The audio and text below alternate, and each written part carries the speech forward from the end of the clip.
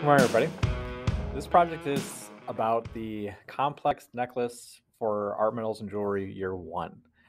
In this one, we're going to be taking our first project another step farther, where we're going to be learning other techniques in which you will be incorporating into your design. Now, we're going to go over, I think, like 9 or 11 different ideas, but you only have to do 3 of them to be able to get a good grade on the project. So there's a lot of flexibility on what you can do. And everybody's gonna look different just because of the variety that we have.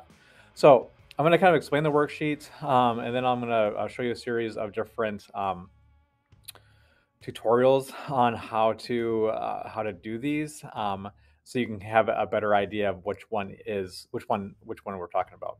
Um, when we work on this project, do keep in mind the same thing kind of applies. If you want to make more than one, you're welcome to, but this one does get a little more intense, so you might not have as much time as you had on the first one. Okay, so I'm going to switch over to a drawing a part of this where we're going to kind of draw and lay these out, and you just kind of either copy the drawing that I have on here, or you can kind of just write down what each one of them means. Okay.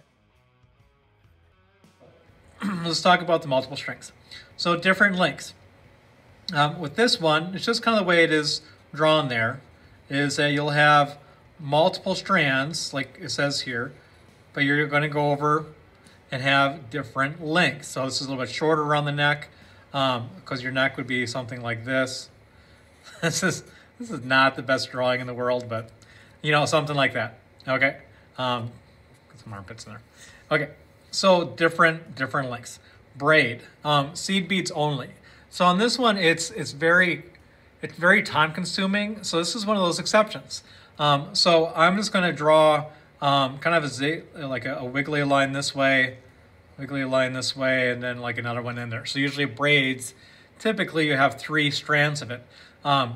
So if this is one of the exceptions, that because this is so time consuming, you don't need any more than that. If you like the idea of something pretty simple and basic, and you want to spend hours stringing seed beads, yeah, more power to you. Okay. Okay, so that's one idea. 2 ideas. The lariat necklace. See, no clasp. This one's a little bit unique. The way that this one goes is that, let me kind of have this neck here again, the armpits, is that you'll have kind of like this loop right here. And then on this one, this will dangle down, and you'll have, you know, some beads. Because there's no clasp. It just creates this loop that you can string this around and then come back down through again. Okay? So you could do this lariat with the combination of the braid, or even with the braid, you could have like a small one here if you want to do multiple. So there's lots of variations with that. But this one's kind of interesting. You can also do this one on the back. So this doesn't have to be on the front. You could kind of flip that, figure out what you want to, you know, have from the front, and then you could dangle something, you know, down below the back of your neck. Okay, so it's going to be loose, but it'll still, it doesn't have to be super loose, because you could keep this this loop a little bit tight, and then it wouldn't slip near as much. Okay, added chain. So it's a bead to bead. So what that means is there's different ways of doing this. Is one, I'm going to kind of draw this really bad looking bead here, is that you could create this loop, and I'll have to kind of show you how to do that, but it's a bead that is kind of looped in between like a piece of metal or a piece of wire, and then you have to loop them, so then you can have a bead to bead. So you have this part, and then this hooks into a chain. This is my chain. And then you would do another one of those. These are also can be a little time consuming, but they look really good typically. Okay, like a lot of things. A lot of times we spend more time to spend on something, the more it is. Okay, adding chain. You know, and on here you can actually see, you know, they do a longer strand. This is one way. And another way is I'll draw this, how this one's done here, is you'll still have to have this loop here. But you can have, you know, multiple beads that aren't wrapped like this go across, and then have another loop, and then chain.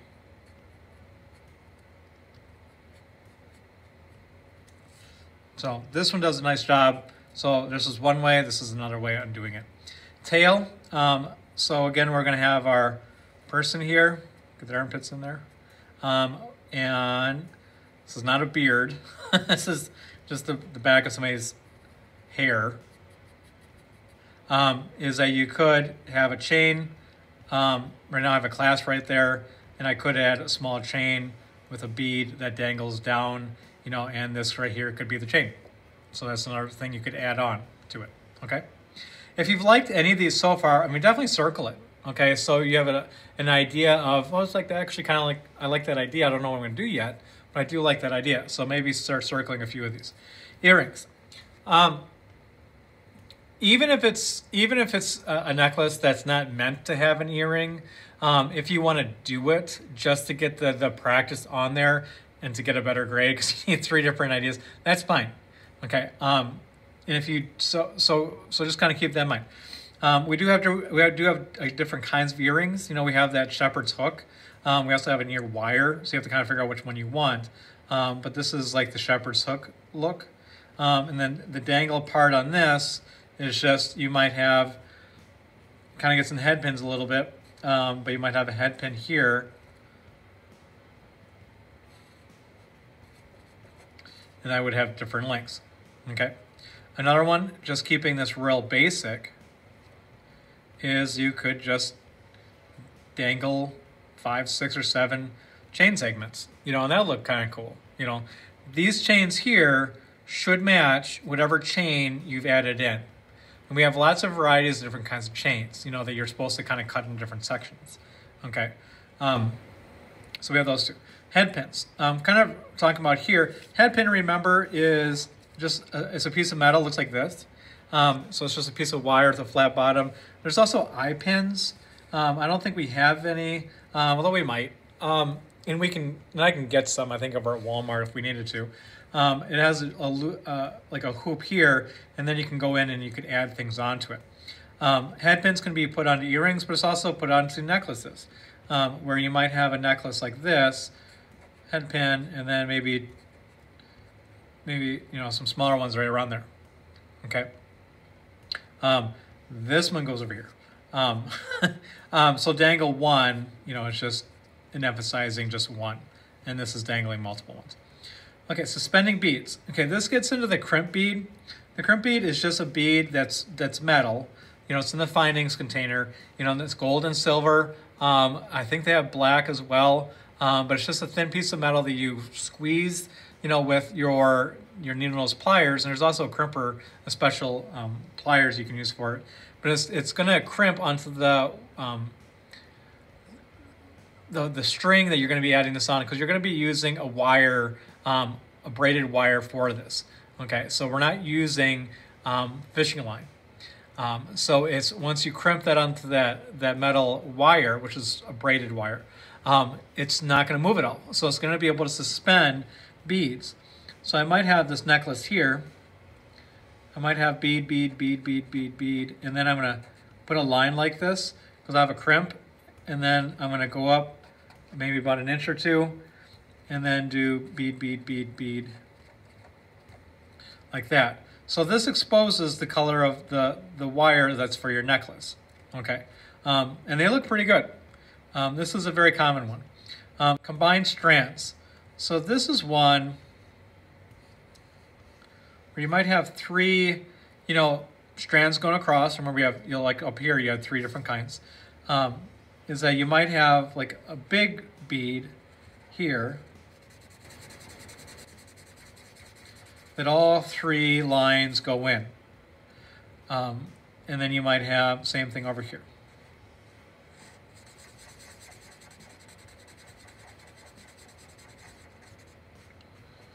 Now on here, you might have 1, 2, or 3 really small seed beads, okay? And it's part of that whole design, okay? So looking at this, look at the 11 ideas, you know, try to figure out which 3 that you like the most. Okay, now that we have these all drawn out, you should have a general idea of which ones you like the most. And in that case, if I haven't already said it, I would probably circle like 3 or 4 of these ideas. So when it gets down to the design part of your project, you'll have a much better idea, of narrowing down your options so it doesn't seem as overwhelming. Okay. Let's kind of scroll down here. It says video and connections. You just have to watch this video called Beauty Through the Ages. It's 33 minutes long, but you don't watch the whole thing. Skip ahead to 6 minutes and 45 seconds and watch till 10 minutes. That's the part that this this guest speaker at this university that I kind of want you to kind of pay attention to.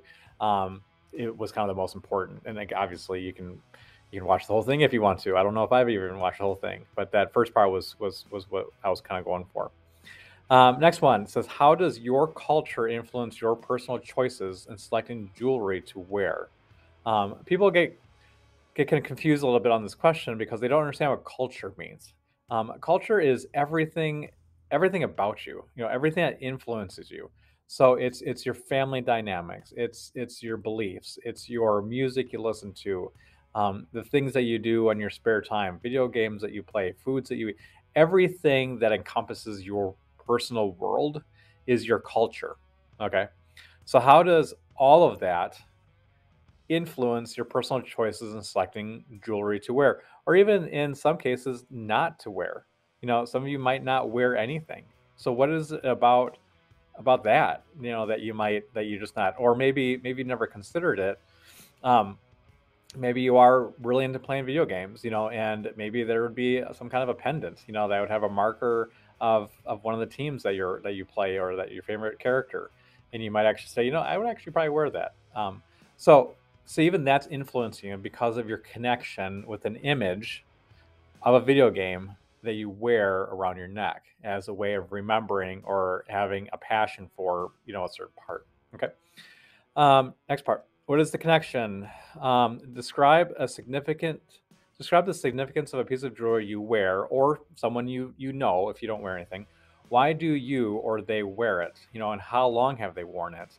Really focus on what that piece means to you, or the person you know. In my case, I wear a wedding band. That's my jewelry as my commitment to my wife.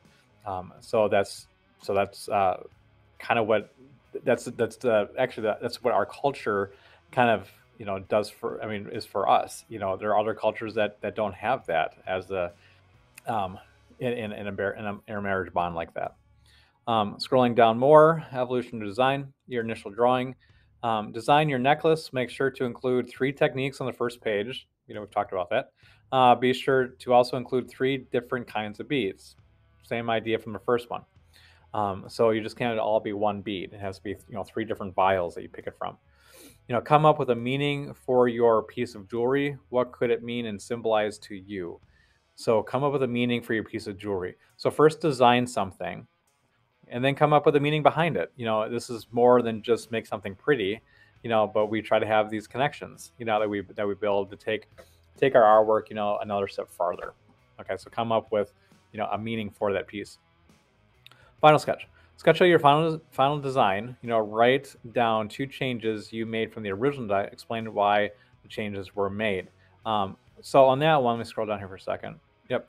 So on that one, if you even want to wait till you come up with your initial design and then you do your final drawing, and this could even be when you're entirely done with the project, because as we make something, things change. So I want you to kind of be cognizant of that.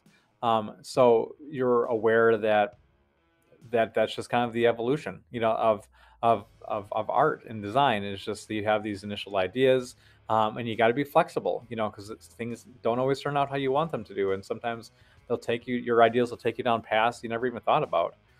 So I just want you to be aware of that. Sketch it out, see what's different. If you don't want to wait till you're all done with it, you can look at your first one and say, well, maybe I don't like this after waiting for like a day or two. Maybe I want to come with something different. That's fine. So either way is fine. A variation of this down here, or when you're all done, just kind of sketch out how it is. Just some basic directions. Grading wise, main learning targets. Use 3 different advanced techniques to create your project. That's what that first page was about.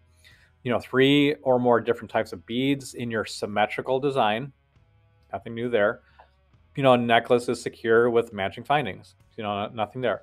Um, so the big thing I want you to take away from this project is just kind of this first page here, in terms of taking your base knowledge and really pushing it. And then also, just these little connections that we have with jewelry and learning a little bit about art history. So other than that, good luck on the project. If you are struggling with ideas, just jump online and there's tons of ideas out there.